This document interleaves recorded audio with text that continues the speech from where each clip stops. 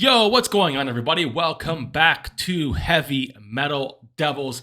Danny here, bringing you more of the latest Manchester United news and some big news coming to you today regarding Rasmus Højlund, Kobe Mainoo, and a few other bits. But just before we get into all of that, please, if you could do me a favor and hit that subscribe button. Let's get to 600 subscribers by the end of this weekend, and I know we can do it with your help. I thank you so much for all the help you've been giving me. It's been amazing.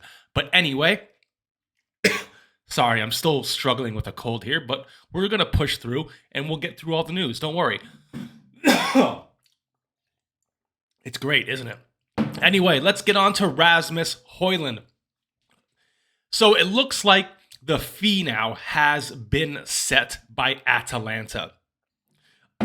Reports coming out that Manchester United are reportedly going back in for a second bid worth around 60 million euros. I think around the 50 million pound mark. And Atalanta are also expecting around 7 to 8 million euros in add-ons on top of that. It looks like we're going to go in with this second bid with that plus the add-ons. And I think this is going to be the one that Atalanta actually accept. We've been accelerating this transfer over the last few days. We've done one bid already that has gotten rejected, but the feeling now that the 60 million plus 7 to 8 million in add-ons should be enough to seal the deal. This transfer could actually be done quicker than I think I expected and than anyone expected. It looks to be just on the horizon. I'm not saying that he's going to be there to join the US tour in the next few days. I'd say that is very, very highly unlikely. But I would say it actually is pretty likely that he will return, or not return, but he will sign and be on the squad once the squad is back from the United States. I believe we still have, I think, 2 preseason games. Once where they're back from the United States, I think against Bilbao, and maybe one more. Someone comment below. I cannot remember if we have another after that. But yeah, this deal is moving fast. And we all know, you know, Erik ten Hag wants this deal wrapped, signed, and go as soon as he can get it. So yeah, I would keep your eyes on this. It looks like Rasmus Højlund, the price has been set, and I think we will agree to that price. It's been an interesting story with Atalanta and Rasmus Højlund's price over the last few weeks. It's been fluctuating so much. Remember, just a couple weeks ago, it was reported they wanted 85 million pounds. Now it's down to about 60 to 70 million euros, which is around 60 to 65 million pounds. So it's actually dropped considerably since that first reports. And remember, I think those initial reports were actually coming from the England side. I don't know if that was to drive things up, but the reports always coming out of Italy and Fabrizio Romano were always for around 60 to 70 million euros, never 85 million pounds. I think that was a very fabricated story. I do think 60 to 70 million euros is still a lot of money for this guy, but he has potential that no one has tapped into yet. He is absolutely an Erik ten Hag player. He is a hard worker, and his stats, I'll probably do a video on his stats in the coming days, but he ranked really high on a lot of forward stats in Serie A. I think he had the most shots on target, the highest percentage on target last year for only having 9 goals. Now, people will look at his 9-goal contribution, but he only played a small handful of games, not very many minutes. He wasn't a starter. I think he only played around 20 or 21 games. Nothing. He wasn't playing 50 games. So that 9 goals is actually pretty impressive. And if you see what he has been doing for his country as well, I think he's netted like 5 goals in 3 games as well. So you can tell he has a great eye for goal. And that's going to be extremely exciting. Now it's all about it's all about Erik ten Hag and his, if he's able to unlock Rasmus Højlund to get those attempts on goal into the back of the net. But I think with a more complete team, a better team, he should have no problem scoring goals. I'm not coming out and saying he's going to score 30 goals his first season. I would expect around maybe 15 goals his first season, and that's massive. We don't have anyone else putting out those goals in our forward line at the moment, so this is going to be huge for us. And not to mention, it's just going to improve the way we play. We haven't had a proper striker to feed or to play off of, so this is going to be a new way for us to play. It's going to be extremely exciting. We're finally going to be able to whip crosses in, knowing someone could get their head on them, get their feet on them, get any part of their body onto that ball. He's a powerful boy. He loves to hold it up, shrug people off, and take a shot. So that's going to be something we've dearly, dearly missed for a very long time. I've seen comparisons to HOJLUND, and I've seen actually comparisons to Edison Cavani as well. So if we get anything of those two players in this guy, it's going to be an awesome signing. Very, very excited. But yeah, the deal for Rasmus Højlund is heating up by the minute. The fee has been set by Atalanta, and I do think we will actually meet that fee or negotiate that fee within that range. I would say at least 60 million euros will happen. That will be the base fee.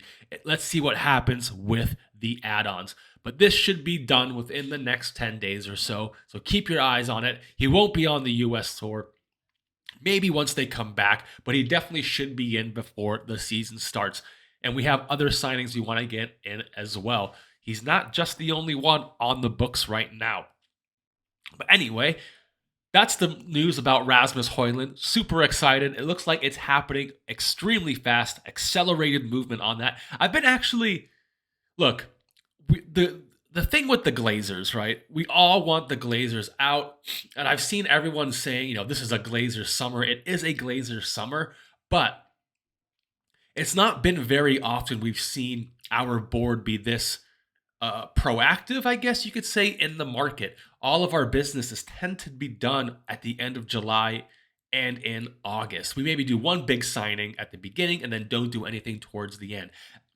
But also, we have a really, really bad history of second season signings for a manager. When they do well in their second season or finish high up in the table, they usually get no proper investment. They get one mediocre player and a bunch of average players. But not this season. It looks like Erik ten Hag has gone in there and said, hey, if we don't do this one properly, I am out. And we can't afford to lose Erik ten Hag. So it looks like they've gone in, obviously not with their plan A strategy, maybe not even their plan B strategy, but whatever strategy they are doing, it seems like they are executing this in a good, timely manner. Now, it can always be better, but I will give this so far like a B.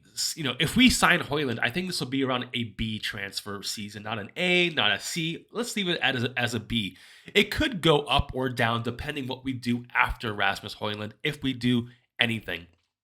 So yeah, I don't want to say impressed, but I've just been slightly happier knowing that we've gone in with somewhat of a plan and we're actually moving on transfers. I wouldn't say fast, but a bit quicker than what we're used to. And that's always a good sign, especially with all the nonsense going on with the club sale at the moment. Watch my video from last night about this club sale. Lots of bullshit happening. But we're not going to talk about that at the moment. All right, anyway, let's move on. That's enough about, Rasmus Højlund now. Let's move on. So if you have been watching this preseason tour so far, the game against Leeds and the game against Lyon yesterday, we've had a couple youngsters that have really, really stood out. Hannibal Mejri, Dan Gore, Amad Diallo. But Erik ten Hag is apparently madly in love with Kobbie Mainoo. And he actually has been tearing it up in these preseason games. for someone who's as young as he is, he's 18 years old, to play like he's been playing with the vision he's been having, just the he knows exactly where to be. He's versatile. He can play in many different midfielder roles. And I think Erik ten Hag is absolutely loving Mainoo at the moment. So much so that a lot of reports coming out, this is from the Metro, but the MEN are reporting this as well, is that Kobbie Mainoo is set to remain at Manchester United this season because Erik ten Hag is set to love him to madness, according to reports. He will have a place in the first team and will make first team appearances this season. Now, that's extremely exciting. I don't see him playing against, like, at Anfield away or at City away, but maybe against the early Carabao Cups, the FA Cup stuff, maybe even feature in like a Dead Rubber Champions League game as well. It's good. This is nothing but good news. Start embedding him into our system, and maybe in a couple years we will have our Casemiro backup or our Casemiro replacement. It's really interesting. So hold on one second. Man, this cold is just murdering me right now. Anyway, we all know that he was part of the season last year, or part of the first team last year as well. Didn't really do too much. He made a couple cup appearances, but he was out of the team by the end of the season, but just to be ruled out of injury. So it wasn't like he was forced out of the team or Erik ten Hag didn't like him. He just got ruled out of injury last year. But this is going to be a huge year for Kobbie Mainoo. It's exciting, and I love seeing our youngsters get in on the action. Ten Hag has said that he's only interested in youngsters with world-class potential. So we obviously see something really, really big in Kobbie Mainoo. So very exciting times for Kobbie Mainoo, and I'm excited to see what other youngsters could be pulled up to the main squad as well. Maybe an Ahmad, maybe I don't know, Hannibal as well could get pulled up. I've seen Dan Gore also mentioned. So there's lots of room, lots of spaces to be fought over to get into this like the 20, I would say 25 member squad for our next season. Very exciting stuff. Also, Donny van der Beek has been speaking on his future. So he said yesterday, I believe this was to the United Stand. Check out the United Stand, really good channel as well. He said, for now, it's hard to say where my future is. I could stay, but it's also a possibility that he moves. So everything is open. I am focused on getting as fit as possible and pushing on. He seems like he's in a good headspace now. The last couple years or so, he just seemed like he was in a bad mental state. He looked very sad all the time. But he looks quite happy, and the goal he took yesterday was absolutely exceptional. I don't see him really sticking around at Manchester United, whether he goes on a loan or whether he goes for sale. I think this preseason will be used to drive up his price to see if we can get him sold. If not, get him on a loan where he can play his first team football somewhere else, and then move him on either in January or next summer. It's been a rough time for Donny here. I really, really was excited for his signing, though I didn't really understand why we signed him at the time. I thought he could get into the team at points, but the way he was treated, unfortunately, by Ole Gunnar Solskjaer, Ralf Ragnick, I think it really, really killed his motivation. It killed his self-esteem a bit, but he looks to be back on that track to playing now.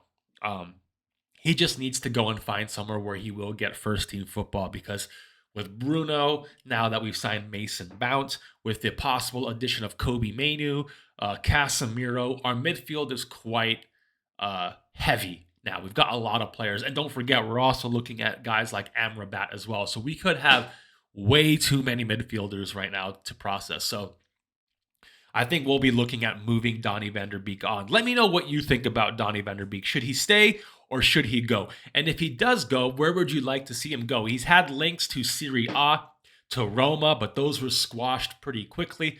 There's been a few more links to Serie A. I think he would strive there. I would personally love to see him go to like La Liga or the Bundesliga. I think he would really, really do well in those leagues. But let's just keep an eye on what Donny van der Beek does. Maybe he does have a place in our squad for next season, but I'm not holding my breath. So yeah, that's the afternoon news I have for you today. I might have a bit more if I'm feeling up to it. Like I said, I'm not feeling 100%. But yeah, let me know what you think down below about Kobbie Mainoo. Let me know what you think about this ridiculous club sale still going on. What about Rasmus HOJLUND looking like that's speeding up and happening very soon? And obviously, what you think about Donny van der Beek. Comment below, like, share, subscribe. Let's get to 600. I know we can do it. And then I'll see you all on the next one. Later. Hey guys, so just as I was exporting this video for the YouTube channel, some big breaking news has just come out of Manchester United. Now, we all know Harry Maguire's captaincy was removed earlier this week. He is no longer club captain, and a new club captain has officially been announced as of a few minutes ago, and that's none other than Bruno Fernandes. Now, I think we were all expecting this. This is not a shock, not a surprise. He was captain all of last season when he was on the field, and Maguire was not.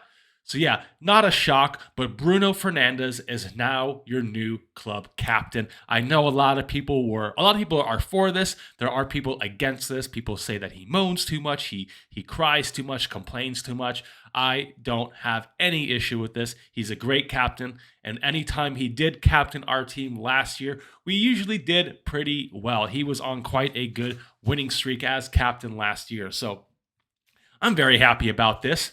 I don't know who vice captain or co-captain will be. Could be a Casemiro, could be Rafael Varane. We'll see what happens there. But Bruno Fernandes is now our club captain and rightfully earned. No one has done more than him since he has joined the club. Very happy. Congrats, Bruno. Anyway, that's all the news I have. Hopefully nothing else breaks as I'm exporting. So yeah, I will see you all on the next one. Later.